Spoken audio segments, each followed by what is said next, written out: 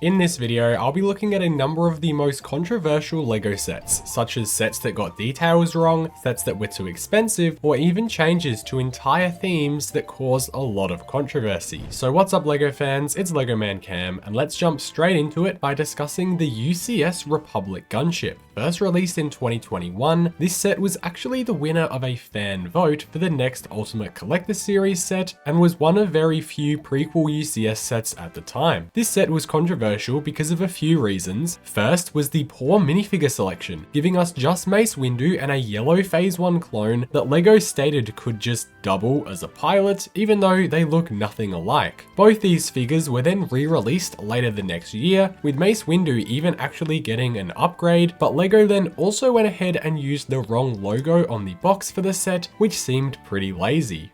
And then a lot of fans were unhappy with the size of the ship in general, having now had second thoughts about it after voting for it, where a lot of people, like myself, just wanted a Republic gunship at the time, since it had been 8 years since the previous one. So whether it was a UCS set or not, people really wanted to see it. Taking a look now at another underwhelming UCS set, this time from the LEGO Marvel line, we have the Hulkbuster from 2022. This set was incredibly controversial as it retailed for a disgusting $550 US, and this price was actually not the sole reason of controversy here, as despite being a 4,049 piece set, this Hulkbuster looked pretty bad. The shape of the upper chest and head looks really off, and then the arm joints stick out like a sore thumb. Everyone seemingly collectively agreed on this, as this set sat on shelves at 40% off or more before it retired just at the end of last year. However, thanks to the incredible power of the LEGO community and rebrickable user Ransom Fern, they designed this incredible alternate build using only pieces in this set to make an incredible model that seriously just transcends and puts the official LEGO one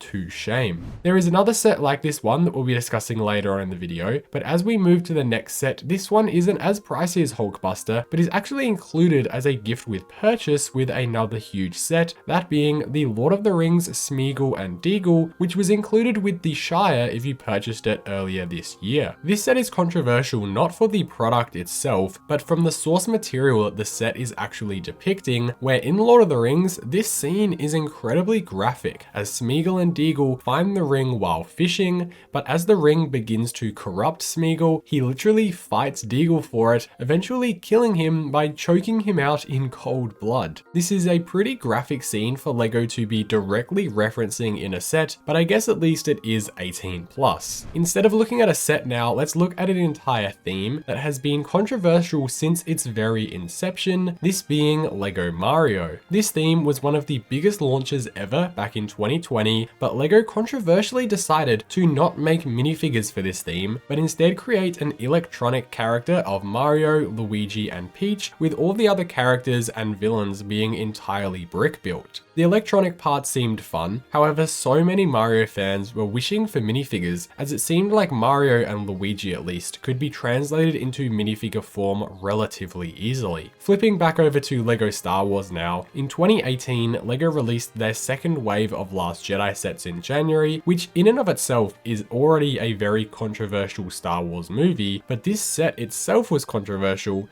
due to the fact that many fans called it unfinished. This was the first order ATST, a $40 ATST with 4 nice minifigures, which didn't seem like a bad set on paper. However, what is wrong with this one is that it didn't actually have a head. This is because of the scene in the movie where BB-8 takes over an ATST and the head pops off. However, when you have an ATST from Rogue One still on store shelves, that for the exact same price you get an ATST with a head, this seemed like such a bad set. One other thing that I noticed is that the designer for this set also made another LEGO Star Wars set that we'll be looking at a little later in the video. Now earlier when I mentioned the Hulkbuster set, I said there was another set that followed a very similar trajectory, and that is actually another bust of some sort, that being the Black Panther bust released once again in 2022. This 2,961 piece set was $350, and although being an amazing tribute to the late Chadwick Boseman,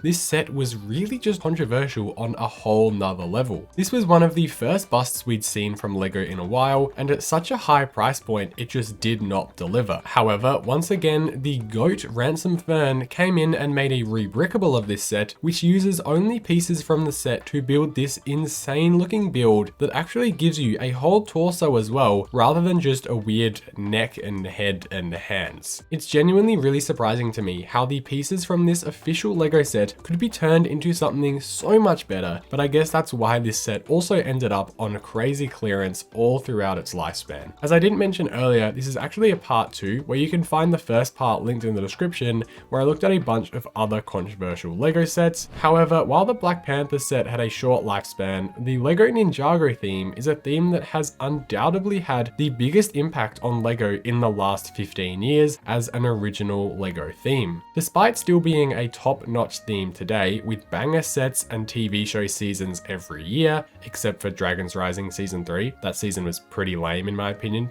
Let me know in the comments if you've seen it and what you think about it. But anyway, this controversy here came in the fact that back in 2017, when the LEGO Ninjago movie was being released, LEGO decided to completely redesign all of the core ninja, to give them new faces and hair pieces, and even in the movie, they had new voice actors too. I can distinctly remember at the time when Ninjago Season 8 released after the movie, and everyone was so divided. Some hated the redesigns and some loved them. But I think 7 years later, this discussion has completely died out, and now that we've officially spent more time with the redesigns than we've had with the original ones, I'm happy with the new ones, and I think most people are too. They just added a bit more character and flair to the ninja, and despite their personalities being completely murdered in the movie, the TV show remained the same, and Season 8 and 9 were totally peak seasons, and they got rid of all that weird over-the-topness of characters like Kai in the movie. Speaking of characters, LEGO's individual minifigure series caused a lot of controversy a couple of years ago when LEGO made the shift from blind bags to blind boxes. LEGO described this as a sustainability initiative to have cardboard boxes, which is much better for the environment than the plastic bags. This caused a lot of controversy as for the first time in 13 years, we couldn't actually figure out which figure was which, as we couldn't feel for what pieces were in the bag. This lasted only a couple of series thankfully, until LEGO then decided to include unique barcodes on each of the boxes, which could be scanned to see what figure was inside. I personally still prefer the blind bags, as it was a really fun experience to have to feel up all of the bags to find a full series of minifigures, and since we now have these scannable boxes, we've seen a lot of money-hungry scalpers scanning up all the Beastmasters from Series 27 and Dragon Paladins from Dungeons & Dragons to sell on Marketplace. There is then this new family Christmas tree decoration set, which looks pretty cool, but retails for an insane $330. You could literally buy multiple real-life sized Christmas trees for that price,